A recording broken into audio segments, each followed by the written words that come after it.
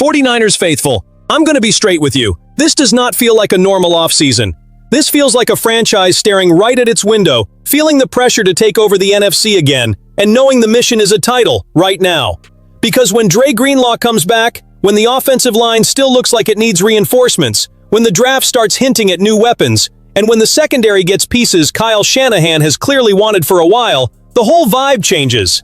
This is not just roster maintenance. This is a message. This is a contender trying to reset itself before wasting another year of Brock Purdy, Shanahan, and this core. If you're riding this championship chase with me, lock in and stay with me to the end. And the first piece of this story to me is the most symbolic one of all. Dre Greenlaw is back. This is not just a signing. This is identity. This is the 49ers looking in the mirror and saying, we know exactly who we are when we're serious about winning the whole thing. The confirmed part is simple. San Francisco tried to bring Greenlaw back in 2025, but they moved too late, and he had already committed to the Denver Broncos. His stint in Denver was short, 8 regular season games, 2 playoff games, and numbers that were solid but nowhere near the full Greenlaw experience. Then Denver released him before free agency, and the Niners moved fast, bringing him back on a 1-year, $7.5 million deal. That part is real. But what matters even more is the tone around it. Kyle Shanahan did not talk about Greenlaw like he just added another linebacker to the room. He talked about him like he got a piece of the team's soul back. When Shanahan says Greenlaw is one of the best linebackers he has ever coached and makes it clear the Niners hated being away from him, that hits different. That is not coach speak. That is a head coach telling you this player means something deeper to the organization. And now here comes the part that should fire up every single Niners fan. The reunion with Fred Warner. Because when Greenlaw talks about that weird, almost telepathic connection he has with Warner, and Warner comes right back and says there's an unspoken language between them on the field, that is not just chemistry. That is elite football trust. That is 2 guys moving like they're connected by a wire nobody else can see. And when you get that in the middle of your defense, games change. Now let's pump the brakes just enough to keep it real. Greenlaw did not have a dominant 2025 in Denver, and nobody should pretend otherwise. His return alone does not guarantee he snaps right back into peak form. But that is exactly why the reunion matters so much.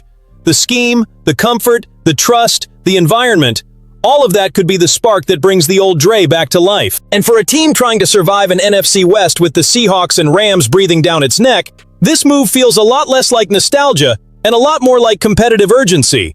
Because real contenders are not built on talent alone. They are built on identity. And if the defense is trying to get its edge back, then the next question gets even louder. Is the offense about to get its answer too? Because if the defense is trying to reclaim its identity, the offense is still screaming for protection. And to me, this is where the title pressure becomes impossible to ignore in Santa Clara. You do not bring back a guy like Dre Greenlaw to make the team tougher, meaner, and more true to its DNA, and then just shrug at an offensive line that still feels shaky. That does not fit. Not for a contender. Not for a franchise that knows every Brock Purdy season matters. The name starting to surface in that conversation is Joel Bitonio. And here's where we need to separate the layers. There is no confirmed deal here based on the material you gave me. There is no report saying the move is done. What we do have is growing speculation tied to a very real context. The 49ers have made it clear they are not done looking for offensive line help. And when a team with that kind of need keeps scanning the market, a veteran like Bitonio naturally becomes a name to watch.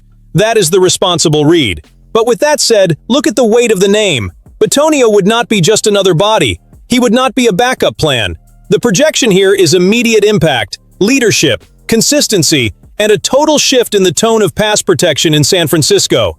And that matters in a massive way.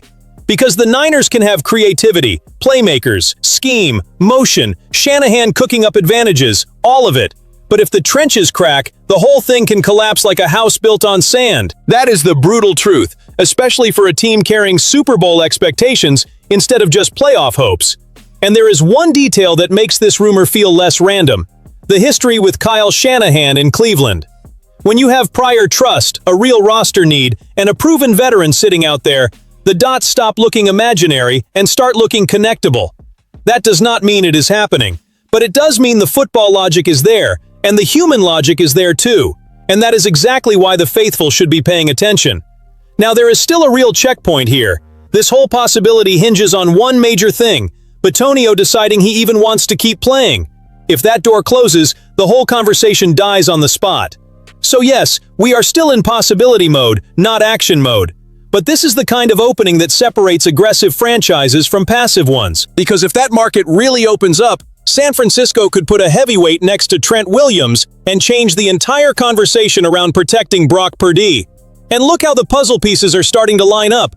The defense is trying to get nastier again. The offensive line could still land a serious veteran.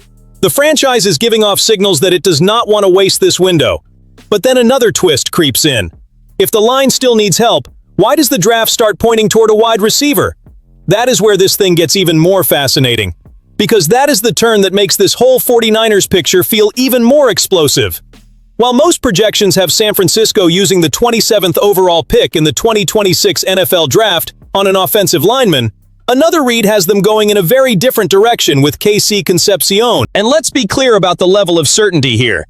Based on the material you gave me, this is a mock draft projection from Bleacher Report, not confirmation of the team's actual plan. So no, this is not settled. But the idea behind it is absolutely worth paying attention to. Because if that projection is reading the tea leaves the right way, then what it is really saying is this. Maybe the 49ers are not just thinking about patching holes. Maybe they are thinking about reloading this offense with even more firepower than people expect. And that changes the whole conversation. Look at the context. The wide receiver room has gone through real turnover this offseason. Juwan Jennings is not expected back. Kendrick Bourne and Sky Moore are already gone. And it sure sounds like Brandon Ayuk has played his last snap for this team. That is not a minor shuffle. That is a real transformation in the room. Yes, the Niners added veterans like Mike Evans and Christian Kirk, and that already gives Purdy 2 established targets. But if the front office views Concepcion as an immediate future piece, then the logic becomes bigger than replacing departures. Now we are talking about rebuilding versatility, separation, and yards after catch juice inside Shanahan's system. And when it comes to fit, the name jumps off the page for an obvious reason. The Bleacher Report evaluation frames Concepcion as a dynamic weapon, a guy who can create mismatches from multiple alignments and win with separation at all 3 levels. That should set off alarms immediately in a Shanahan offense. We know how much this system thrives on timing, spacing, and players who can turn a short gain into a chunk play in a heartbeat. Add in the 440 yards after the catch in 2025 and the proven production in space, and now the fit starts looking dangerously clean.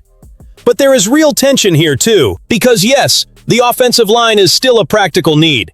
And if the 49ers leave pick 27 without touching the OL, fans are going to raise hell, and honestly, they would have a point. But that tension is exactly what reveals how much pressure this franchise is under. They could choose more protection, or they could choose more explosive firepower. They could reinforce the foundation, or they could raise the ceiling. Neither choice is small. So the question stops being, is Concepcion talented? The real question becomes, are the 49ers reading this moment as a need for stability, or as a chance to ignite the offense even more? Because if that is the crossroads at pick 27, then the next move could say everything about how aggressive this team plans to be in 2026. And that is exactly why a quieter addition like Nate Hobbs suddenly matters a whole lot more. Because that is the kind of move contenders make when everybody else is busy staring at the big headlines. Nate Hobbs feels like one of those additions a lot of people will overlook, but serious teams know how much value lives in those details. Not every answer to championship pressure comes with fireworks. Sometimes it comes with versatility, timing, and a head coach quietly circling a player's name for years. The confirmed part here is telling. Kyle Shanahan said at the NFL annual meetings that the 49ers had been trying to get Hobbs for a while. This was not some random late off-season swing. This was not desperation. Shanahan said Hobbs caught his eye during joint practices against the Raiders, revealed the team had even discussed trying to trade for him a couple years ago, and praised his ability to line up in multiple spots in the secondary. That says a lot. When a coach keeps a player on his radar that long, it is because he sees a real role, and that role matters. Hobbs may not arrive with superstar shine, but he brings something contenders need when the season gets nasty. Flexibility. He has played nickel. He has played outside. Shanahan even left the door cracked for more possibilities down the road. Over a long, brutal season, that kind of player can keep the floor from dropping out and give your defense options when matchups get weird. Now here comes the reality check. At least right now, Hobbs does not show up as the main solution in the secondary. Diamador Lenore, Renardo Green, and Upton Stout already shaped that picture. So Hobbs looks more like quality depth than the face of a secondary rebuild. But that is exactly why the move is interesting. Real contenders do not build the roster with headline names alone. They build it with players the coaching staff knows, wants, and can weaponize. If Greenlaw is about recovered identity, Hobbs is about competitive detail. And when a team starts stacking soul, depth, and versatility, the message gets loud. San Francisco does not just want to stay relevant, they want to become a real problem again. And that is the feeling hanging over Santa Clara right now. Greenlaw brings back identity. Bitonio looms as a possible protection upgrade. Concepcion represents offensive ambition. Hobbs strengthens the depth chart with smart, flexible value. These are not the same moves. They do not solve the same issue. But they all point to the same truth. The 49ers know the window is open, and the pressure to win a title is not going away. That is my read on the Niners. This roster still looks like a contender. The head coach still carries Super Bowl weight on his shoulders. And the franchise seems to understand that being good is not enough anymore. They have to move like a team that is trying to finish the job. So now I want to hear from you. Which of these paths helps the title chase the most? Because one thing is crystal clear. 49ers faithful already knows how massive this moment really is.